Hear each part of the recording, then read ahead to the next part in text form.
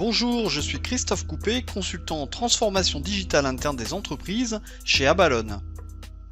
Dans cette vidéo, je vais vous parler d'un sujet qui me tient particulièrement à cœur, c'est la transformation digitale interne d'entreprise avec Microsoft 365. Je vais vous en parler en 3 points. Tout d'abord, je vais vous expliquer ce que j'entends par transformation digitale interne. Ensuite, je vous expliquerai comment on peut mettre en musique cette transformation digitale interne avec Microsoft 365. Et enfin, je terminerai par quelques conseils rapides pour pouvoir réussir la démarche. On va donc commencer par ce sujet qui me passionne, qui est la transformation digitale interne. On va voir ce que ça veut dire et à quoi ça correspond. Cette partie est pour moi très importante car très souvent dans mes interventions, j'ai le plus grand mal à faire comprendre aux directions la relation qui existe entre les transformations digitales des entreprises et Microsoft 365. Or, si la direction n'a pas compris cette relation étroite, on ne pourra pas aller bien loin. Alors on peut se demander la raison de cette incompréhension. Moi j'y vois 3 raisons principales. La première raison, c'est que lorsqu'on parle de Microsoft 365, beaucoup de décideurs pensent qu'on leur parle de la suite bureautique.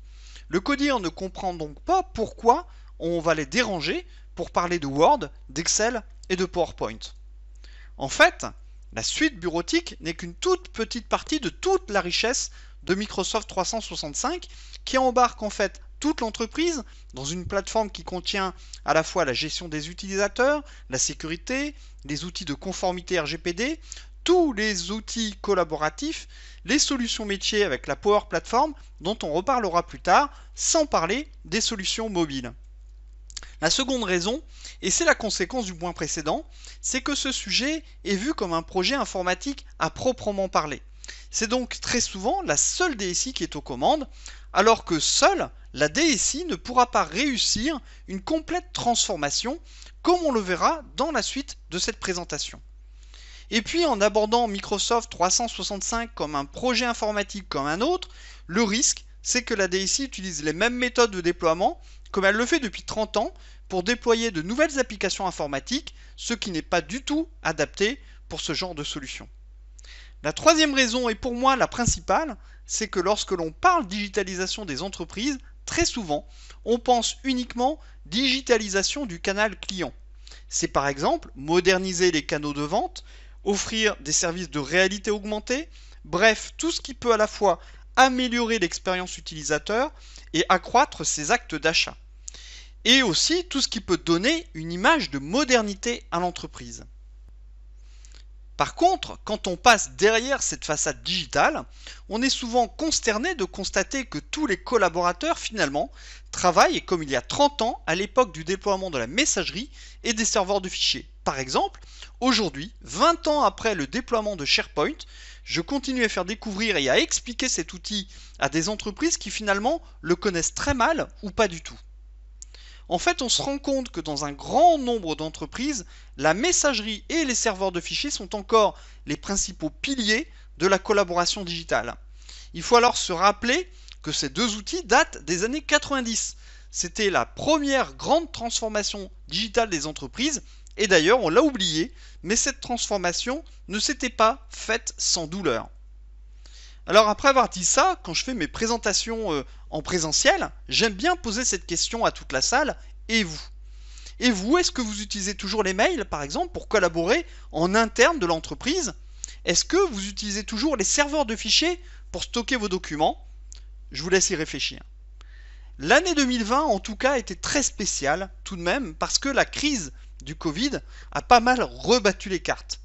Beaucoup d'articles ont été publiés depuis pour affirmer que le Covid avait digitalisé toutes les entreprises en quelques semaines. Pour moi, faire des réunions avec Teams ou avec Zoom, ce n'est pas de la digitalisation d'entreprise. Et vous allez bien comprendre dans la suite de cette session. En tout cas, pendant que vous êtes bloqué 30 ans en arrière avec la messagerie et le serveur de fichiers, le temps avance et il avance sans vous. De jeunes pousses grandissent, des entreprises plus modernes et plus agiles, qui tôt ou tard risquent de vous mettre en difficulté. Alors justement, pour réussir à affronter cette concurrence féroce, les vieilles entreprises essayent de se moderniser en devenant plus agiles, plus réactives, plus innovantes, participatives, plus collaboratives, en un mot plus efficaces, et même plus empathique. Retenez bien ce mot, on en reparlera juste après. Le problème, c'est que pour être tous en même temps, il faut communiquer encore plus et surtout aller communiquer encore plus vite. Alors pour affronter ces nouveaux défis, certaines entreprises imaginent des stratégies, mais qui ne sont pas toujours très efficaces ni très pertinentes. En fait, quand on parle de digital interne d'entreprise, il faut penser à 3 choses. D'abord les outils, ensuite les postures et les scénarios. Les outils offrent de nouvelles opportunités qui vont générer de nouvelles postures dans l'entreprise, comme de nouvelles postures managériales par exemple. Mais dans l'autre sens, en cherchant à déployer de nouvelles postures, on va se rendre vite compte qu'il faut des outils pour les appuyer. Et dans tous les cas, ce sont les outils et ces postures qui vont permettre de réécrire les scénarios de travail. Moi en tout cas, j'ai l'intime conviction que réussir le déploiement de Microsoft 365, c'est en fait réussir le changement de scénario de travail dans l'entreprise. Et si vous voulez en savoir plus, vous pouvez voir cet article sur mon site.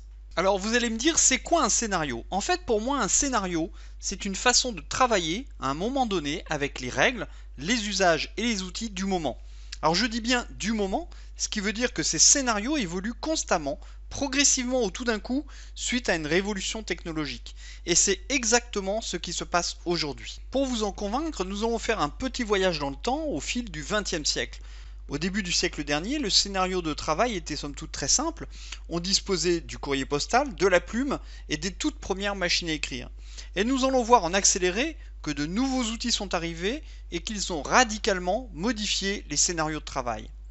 Ça a commencé avec l'arrivée du téléphone, du fax, du photocopieur, de l'ordinateur qui a supprimé la machine à écrire, des serveurs de fichiers, de la messagerie qui a supprimé le courrier postal et le fax, et puis au final, la messagerie et les serveurs de fichiers sont devenus les deux piliers de la collaboration dans les entreprises, avec toutes les limites qu'on leur connaît.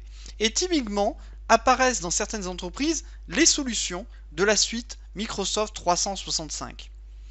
En fait, c'est cette époque que nous vivons aujourd'hui et elle est charnière parce que les entreprises doivent faire un choix sur les outils et les scénarios qu'elles souhaitent adopter. En fait, le choix est très simple, c'est celui d'adopter de nouveaux scénarios ou de rester avec les anciens. Alors je ne parle même pas du choix d'acheter ou pas des licences Microsoft 365 parce qu'on peut très bien acheter les licences sans finalement rien changer au scénario, ce qui revient finalement à ne rien transformer. L'entreprise peut faire le choix de ne rien changer et de garder les anciens scénarios. Dans ce cas, on oublie les nouvelles solutions et l'entreprise continue à travailler avec la messagerie et les serveurs de fichiers qui vont encore plus gagner en importance. Mais tout ça, c'est un prix. Le prix, c'est la difficulté de communiquer et de collaborer, et puis c'est la difficulté de retrouver et de gérer les documents dans des serveurs de fichiers historiques qui posent souvent de gros problèmes de structure. L'entreprise peut au contraire faire le choix de vouloir profiter des opportunités offertes par ces nouveaux outils. Dans ce cas-là, les serveurs de fichiers vont disparaître pour être remplacés par les solutions OneDrive ou SharePoint et les scénarios vont considérablement évoluer pour privilégier Teams comme outil de collaboration interne au détriment de la messagerie qu'on utilisera toujours mais seulement pour des échanges ponctuels avec des personnels externes à l'entreprise par exemple.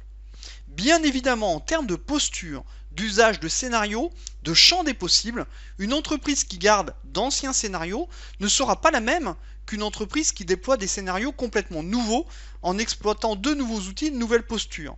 Et c'est justement ce qu'on va voir maintenant, c'est découvrir à quoi peut ressembler une entreprise qui exploite complètement les opportunités du digital interne. Voilà, nous y sommes. Après cette longue introduction qui m'avait semblé indispensable, je vais maintenant vous parler de Microsoft 365, toujours dans le cadre d'une transformation d'entreprise. Mais avant de commencer, je voulais vous parler de l'approche des entreprises en ce qui concerne le déploiement. En fait, nous allons voir deux approches. D'abord, celle que je constate régulièrement, et puis celle dont je rêve. Alors généralement dans les entreprises, l'histoire du déploiement de Microsoft 365 commence par une discussion entre un financier et un DSI. Les deux se disent qu'on pourrait faire de belles économies en migrant par exemple la messagerie dans le cloud, et comme Microsoft fait des prix d'appel, profitons-en. Du coup, les comptes sont déployés, mais tout de suite des petits malins commencent à cliquer à droite et à gauche, et waouh, on découvre qu'en fait, il y a plein d'outils dedans. Du coup, les décideurs se disent que, bon, quitte à payer, autant s'en servir, et alors on demande à la DSI de s'en charger. Maintenant, je vais vous décrire la démarche dont je rêve. En fait, un jour, le directeur général constate que l'entreprise doit se moderniser pour affronter les nouveaux défis et les nouveaux concurrents. Alors, le CODIR se réunit pour définir les grandes lignes directrices des transformations à apporter à la fois dans les postures, mais aussi dans le fonctionnement, comme par exemple être plus réactif, faire la promotion de l'innovation, etc. Et puis, le CODIR demande à des experts internes ou externes de traduire ce plan stratégique en nouveaux scénarios de travail avec les outils de Microsoft 365. Si on imagine les grandes transformations que ce CODIR va identifier, ça pourrait être tout ça. Décloisonner l'entreprise, être plus collaboratif, à faire déployer un management plus moderne, être plus efficace, plus innovant, plus participatif, etc. Reste ensuite à savoir comment on va mettre en musique ces orientations stratégiques avec les outils proposés par Microsoft 365. Alors, on va commencer par ce saint Graal que recherchent bon nombre d'entreprises, c'est réussir à décloisonner et à rendre l'entreprise plus collaborative. Autrement dit, réussir à faire travailler ensemble tous les collaborateurs, quelles que soient les entités auxquelles ils appartiennent. Alors avant de commencer, avant de parler de scénario, juste un point sur la culture d'entreprise. Parfois il existe ce qu'on appelle des baronnies dans les petites ou les grandes entreprises qui font que les directions fonctionnent entre elles un peu en chasse gardée. Donc les scénarios dont on va parler, ça peut aider la situation, ça peut améliorer cette situation, mais si les forces d'opposition internes sont fortes, vous risquez tout de même de vous casser les dents. Il y a donc bien ici une action managériale importante à mener en amont. En tout cas, avec les anciens scénarios, tout est très centré sur le collaborateur.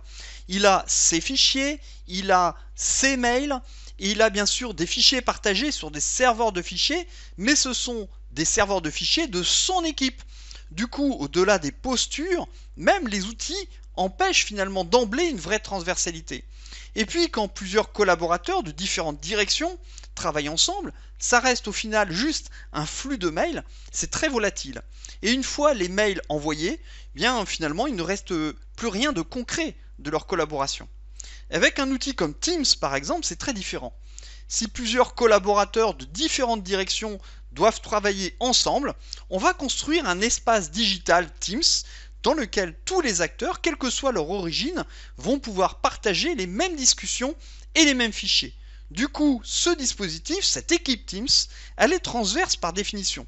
En tout cas, on n'est plus dans la volatilité d'un flux de mails, on a bien un espace concret, bien solide et bien visible qui symbolise cette collaboration transverse. Voici concrètement à l'écran à quoi ressemble une équipe Teams projet avec des membres toutes origines confondues qui vont dialoguer ensemble sur différents thèmes, partager des fichiers, le tout bien entendu sans s'envoyer aucun mail. Alors, une fois qu'on a compris tout ça, on peut alors vraiment construire concrètement le décloisonnement de l'entreprise tout simplement en construisant des dispositifs collaboratifs transverses pour des projets d'entreprise, pour des chantiers, pour des constructions, d'animation, de stratégie et de démarches d'entreprise.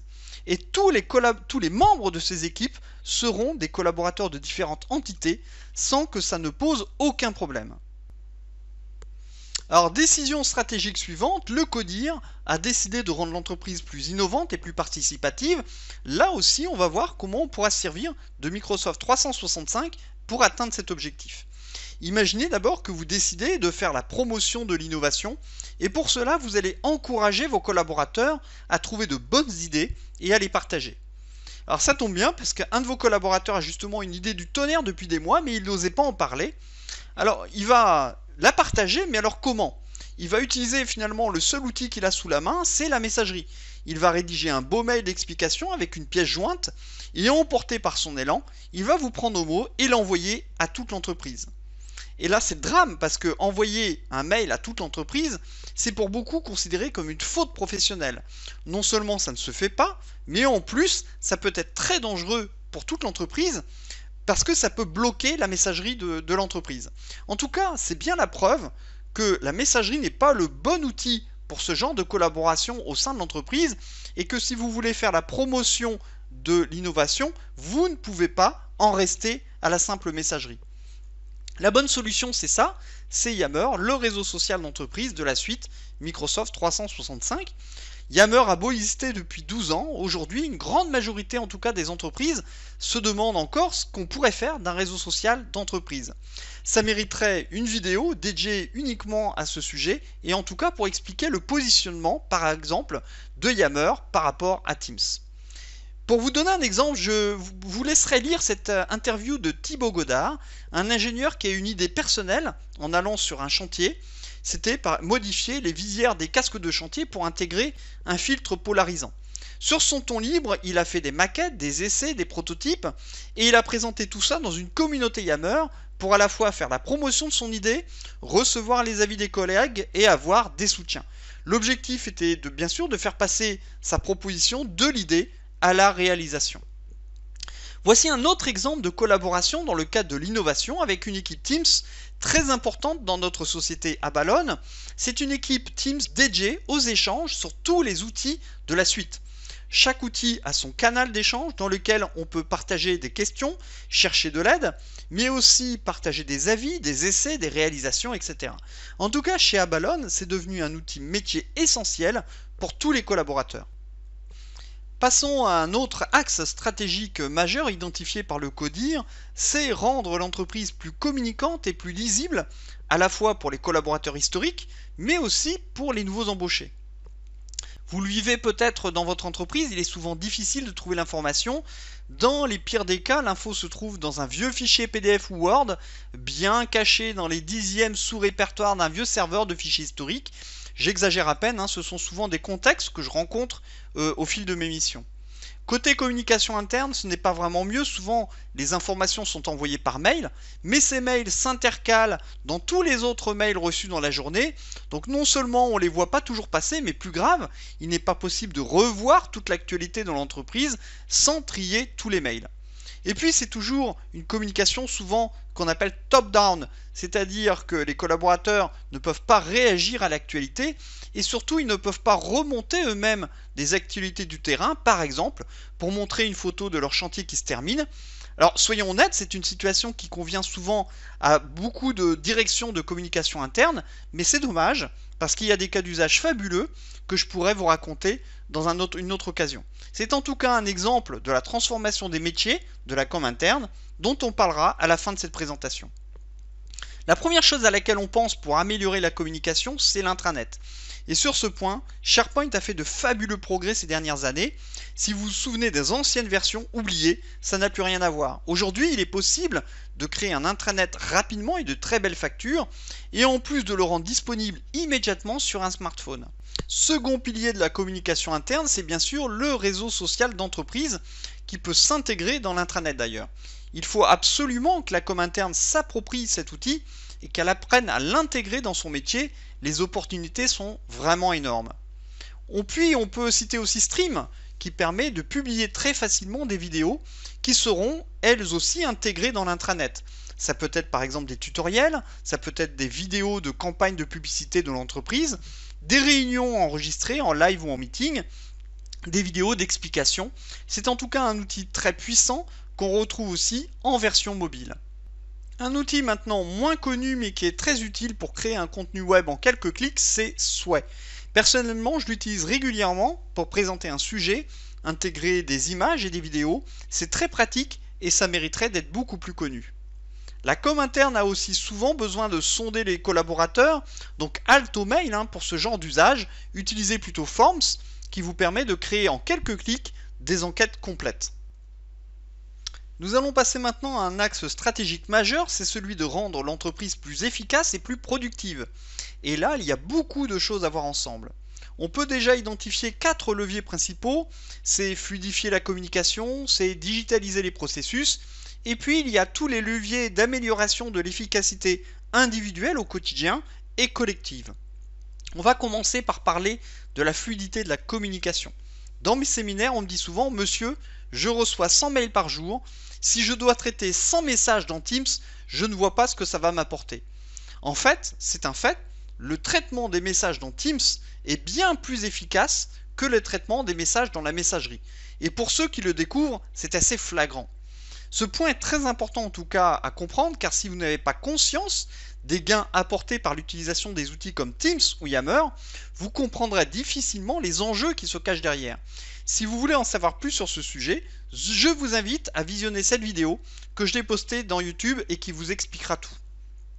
Cette fluidité, pour le faire court, on l'obtient par toutes les fonctionnalités de Teams et surtout par le principe de mur de conversation qui nous permet de gagner énormément en lisibilité et en rédaction.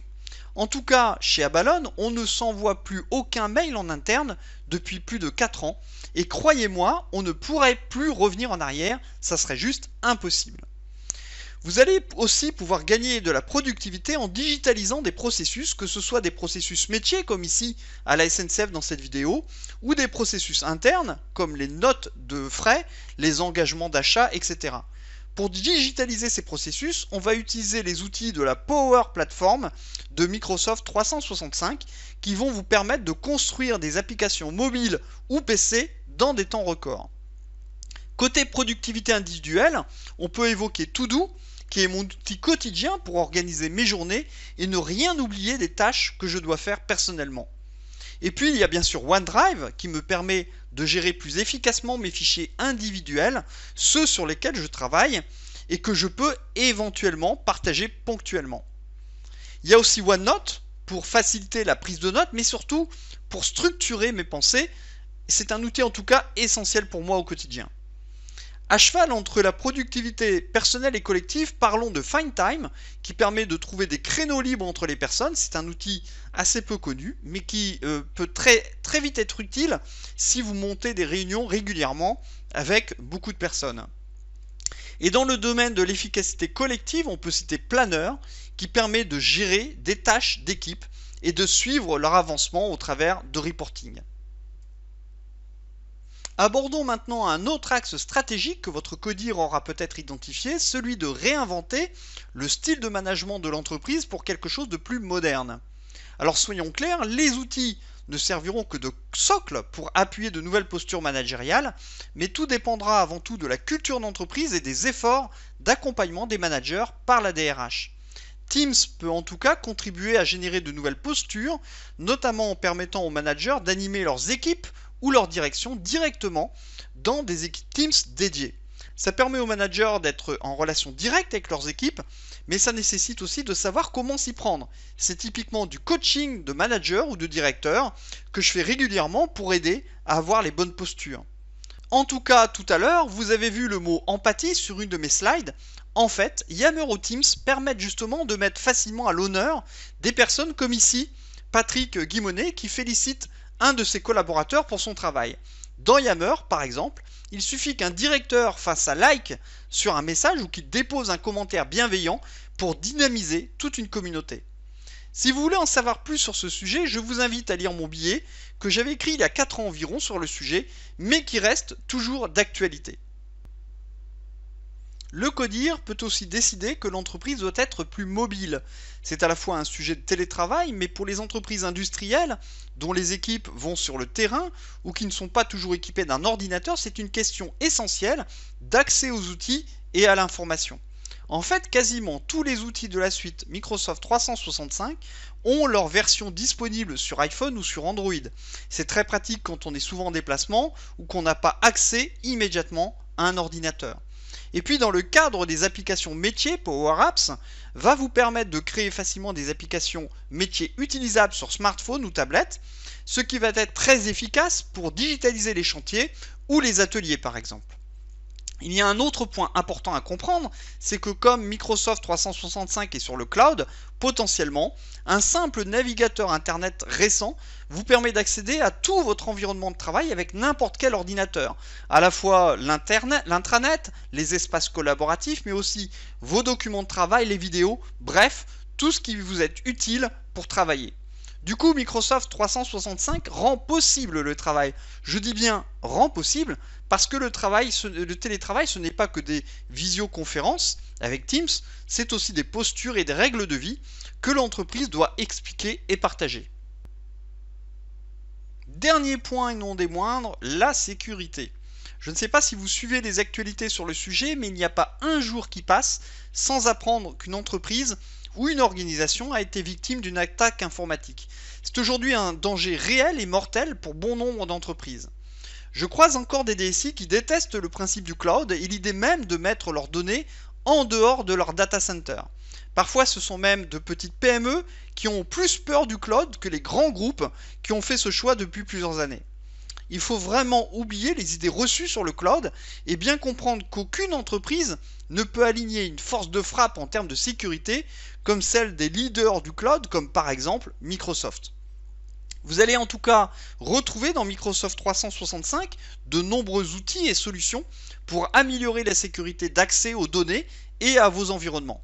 Je ne suis clairement pas l'expert sur ce sujet. L'expert, c'est mon collègue Zuan, qui avait répondu à une interview dans mon site et que vous pouvez retrouver en scannant le QR code affiché à l'écran. Je vous invite à le lire pour découvrir en quoi Microsoft 365 permet de mieux sécuriser l'entreprise. Dernier point, c'est la conformité avec le règlement général de la protection des données, le fameux RGPD. Sachez qu'il existe un panel complet de solutions pour améliorer et mesurer votre conformité RGPD avec Microsoft 365. Nous venons de voir ensemble que les outils changeaient les postures et les scénarios de travail, mais ils changent également certains métiers, comme nous allons le voir ensemble maintenant. Commençons par la DSI. Avec Microsoft 365, la DSI va pouvoir réinventer sa posture générale face aux collaborateurs en faisant la promotion de nouveaux usages ou des nouvelles possibilités au travers des nouveaux outils. La Power Platform, par exemple, va être un virage que la DSI doit décider de prendre ou pas. Et si oui, il faut adapter la manière d'aborder les projets, par exemple avec plus d'agilité. Et puis le déploiement de Microsoft 365 va nécessiter de revoir une gouvernance et les méthodes de déploiement pour une approche plus moderne. La DRH est également en première ligne. Il y a une citation de mon livre qui a été relevée par un de mes lecteurs qui résume bien la situation. Comment pourrait-on lancer dans l'entreprise une démarche qui toucherait les méthodes de travail, les relations entre les collaborateurs et le bien-être sans impliquer la DRH? Par exemple, la DRH va devoir gérer ces nouveaux talents qui vont apparaître au travers du réseau social d'entreprise. La DRH va aussi devoir mettre à jour le catalogue des formations et faire la promotion d'un travailler autrement digital, notamment par exemple via des objectifs annuels. La DIRCOM est également fort impactée, ne serait-ce que par les nouveaux canaux de diffusion que les outils permettent d'ouvrir et que nous avons vus ensemble. Ça aura évidemment un impact sur la posture, par exemple, en adoptant une communication plus bottom-up, comme on dit, en permettant au personnel du terrain de pouvoir eux-mêmes diffuser de l'information. Je vous invite à lire l'interview sur mon site de David Porcheron de la société Covea sur ce sujet. Il a renommé sa direction de la communication interne en direction de la dynamique interne, ce qui en dit long sur la transformation de son rôle. Pour finir, il y a toutes les directions métiers qui ont l'habitude de travailler d'une certaine façon depuis plusieurs années, avec toujours les mêmes outils. Aujourd'hui, il y a de nouvelles opportunités au travers des solutions collaboratives, mais aussi, on l'a vu, au travers des outils métiers avec la Power Platform. Il faut juste qu'elles osent faire autrement et qu'elles fassent des pilotes, idéalement, avec l'aide de la DSI. Pour finir cette présentation, je voulais juste vous donner quelques derniers petits conseils tout simples. Tout d'abord, le point le plus important, soyez curieux, renseignez-vous, découvrez ce qu'est réellement une transformation digitale interne et ce que ça implique au sein de l'entreprise. Et surtout, découvrez comment Microsoft 365 s'intègre dans une telle démarche. Ensuite, testez ces outils dans votre entreprise, faites des pilotes, essayez de vous construire une sorte de vitrine de cas d'usage qui vont démontrer l'utilité de ces solutions dans votre propre contexte. Une chose importante en tout cas, c'est de se rappeler que déployer Microsoft 365, c'est avant tout une démarche d'entreprise et pas uniquement un projet informatique. C'est important pour pouvoir aborder ce sujet sous le bon angle et surtout sur la longueur.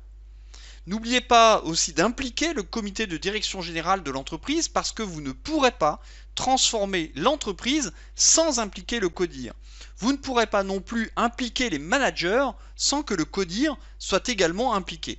En tout cas, il faut que le CODIR soit consulté, qu'il valide les orientations et surtout il faut que le CODIR appuie cette démarche par des actions managériales fortes. Et puis pour finir, ce n'est pas le moins important, c'est pensez à définir une gouvernance. Il faut définir des règles d'usage de tous ces outils pour éviter qu'il règne rapidement une sorte d'anarchie dans toute la suite Microsoft 365 et qu'il y ait des dérives d'usage. Merci pour avoir regardé cette vidéo jusqu'au bout, j'espère en tout cas que j'ai pu vous convaincre de l'importance de la transformation digitale interne et de l'intérêt de le faire avec Microsoft 365. Si vous voulez en savoir plus, n'hésitez pas bien entendu à lire mon livre Le digital interne en entreprise aux éditions Mardaga qui donne tous les détails avec des exemples de cas d'usage. Voilà, c'est fini pour cette vidéo, j'espère qu'elle vous aura été utile. N'hésitez pas à suivre mon site digital-insight.fr. Mes collègues de la société Abalone et moi-même sommes à votre disposition si vous avez besoin de conseils ou d'accompagnement. À bientôt!